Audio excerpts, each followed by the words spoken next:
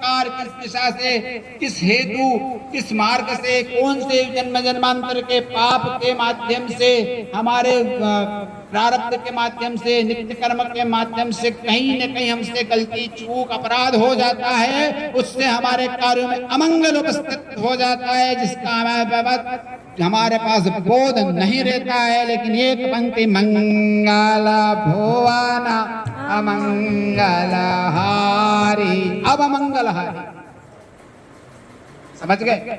एक तो समस्या नहीं, कितने अमंगल, सबका हरण है। किसी भी भगवान की सेवा कर लीजिए आप। हमने, आप याद रखते हैं श्री परिवार में कि हमने कोई सा भी मंत्र लिया हो, किसी को भी मंत्र दिया है, वो कन्या बेटी, हमने उसको सरस्वती का मंत्र दिया तो मंगल भवन मंगल करना। विद्यार्थी के लिए अमंगल क्या है कि उसका चित्त विद्याधन में न लगे। गृहस्थ का अमंगल क्या है कि उसके घर की सुख शांति और समृद्धि तीनों चले जाए। व्यापारी का अमंगल क्या है कि लक्ष्मी का आवागमन बंद हो।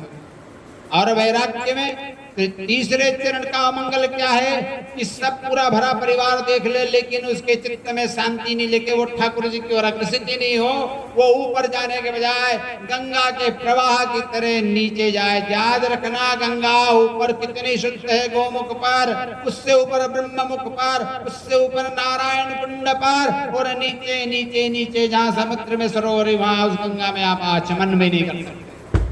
अर्थात अगर आपकी गति नीचे होगी, आपकी सोच नीचे होगी, आप नीचे की ओर अग्रसित होंगे तो एक दिन आप संपूर्ण रूप से दूषित हो जाएंगे। जो 1000 किलोमीटर ऊपर पूजनीय अमृत है, वो नीचे जाकर के जहर बन गई।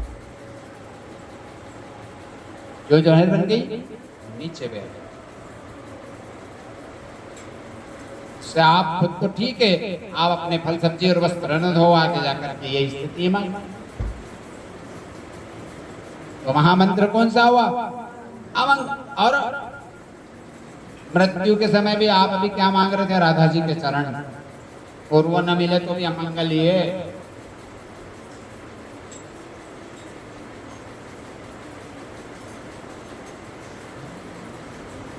पत्नी के लिए अमंगल क्या, पुरुष के लिए अमंगल क्या।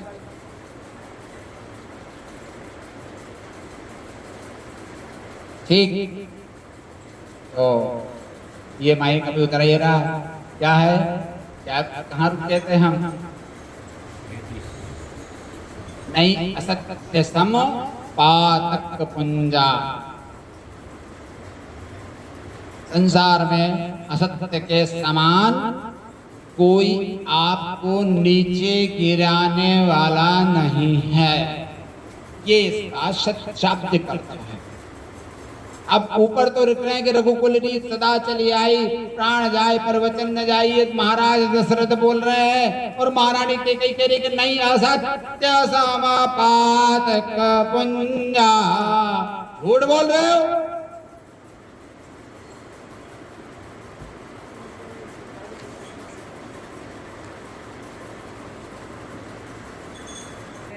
नहीं, असत्य सम पातक पुंजा, हमको हमारे झूठ को, हमारे असत्य, अब असत्य क्या, हमारा आचरण भी हो सकता है, हमारा मन भी हो सकता है, हमारे कर्म भी हो सकते हैं, हमारा व्यवहार भी हो सकता है, हमारा चित्त भी हो सकता है, हमारे कमाने का तरीका भी हो सकता है, हमारा खर्च करने का तरीका भी हो सकता है, हमारा रहने का तरीका भी हो सकता है, और हमारा सोचने का तरीका भी हो सकता है।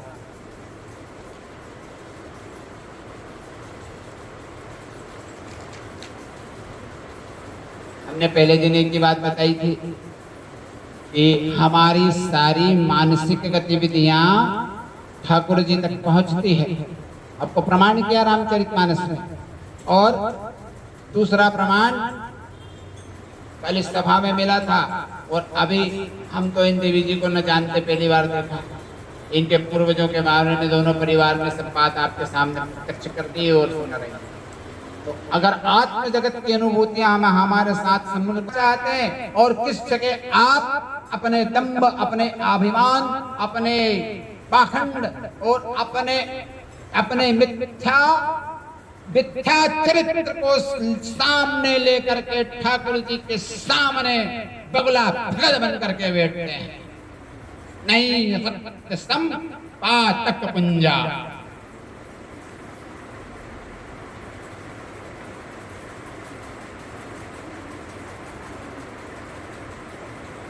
महारानी कैकेयी ने बड़ा अद्भुत बात कह दी राजा दशरथ। वो कही, पहले तो बात कि तुम्हारी 7 पीढ़ी सब जानते हैं, भागीरथ भी हुए, न रघु भी हुए, न हरिश्चंद्र भी हुए, न दिलीप भी हुए, न ययाति भी हुए, न मनु भी हुए। मनु महाराज मनु भी सूर्यवंशी ही सब लेकर के यहाँ तक नहीं, मैं नहीं मानी। क्यों नहीं माना? उन्होंने 7 पीढ़ियों को कृष्ण चिन्ह क्यों लगा दिया? महारानी कैकेयी ने क्यों लगाया? पूछेंगे आप। ये तो एक ही बात में काम खत्म हो जाता है कि रघुकुल जी सदा चली आए, प्राण मेरे प्राण चले जाएंगे पर वचन नहीं जाएंगे। कैकेयी ने कहा, नहीं तुम्हारे प्राण से मेरे को कोई लेना देना नहीं, मुझे पता है कि 4 घड़ी बाद जाने वाला घड़ी आ गई तुम्हारे,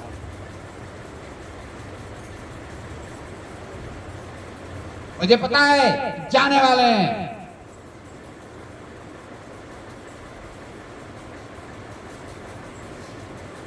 एक तो चिंतन का विषय आज हमने महामंत्र समझा। महामंत्र कौन सा है? मंगल भुवन अमंगल हारी, मंगल भुवन अमंगल। आपको ये कहते अगर अपनी आंखों में आंसू दिया जाए और भक्तों के लिए अमंगल क्या है?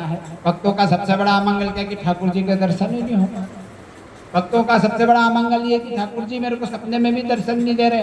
भक्तों के लिए अमंगल सबसे बड़ा ये कि मैं ठाकुर जी की सेवा से, ग्रह कलेश से, मन कलेश से, धन कलेश से, चित्त कलेश से, संसार कलेश से रोज दूर होती जा रही हूँ। ये भक्तों का अमंगल।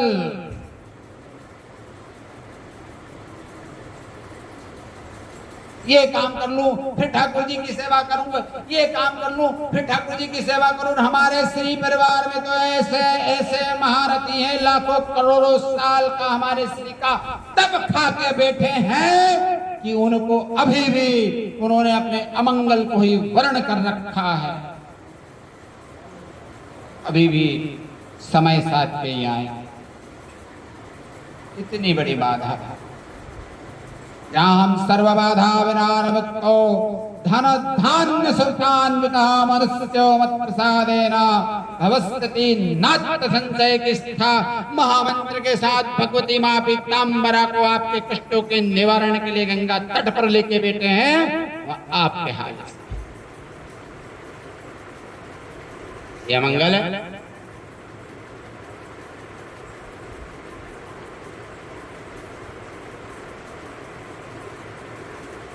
बड़े बड़े साधक दोनों परिवार में क्यों बैठे, लेकिन आड़े क्या रहा है? आपकी चित्त, आपकी सोच, आपका चित्त का कलेश।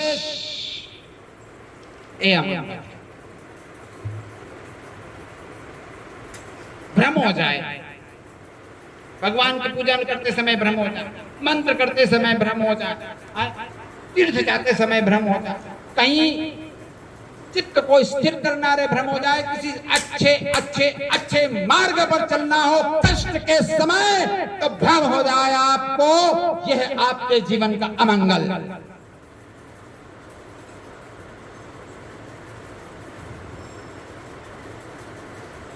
इसलिए बार बार दोहराते हैं, किसी को भी याद करना हो गुरुवर से लेकर के महाता लक्ष्मी तक, आप अमंगल के नाश के साथ उनका आवाहन कराते हैं, उनका गान कराते हैं, उनका सम्मान कराते हैं, उनका वंदन कराते हैं, उनका अर्चन कराते हैं, उनका अभिनंदन कराते हैं। समझ गए आप? आप ऐसा भी पूछ सकते हो कि श्री परिवार को दूसरी पंक्ति याद नहीं है शायद, एक ही कि हमसे गवात हजारों भजन है संसार में, एक ही बैठ के पढ़े।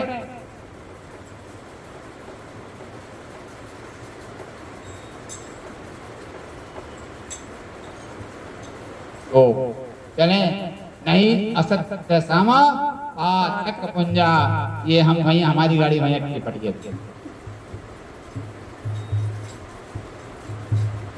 हमने यहाँ विश्राम दिया था, हमारे साथी ने आज लालन को बिठाने वाले दूसरे थे, हम दूसरे आगे वो कथा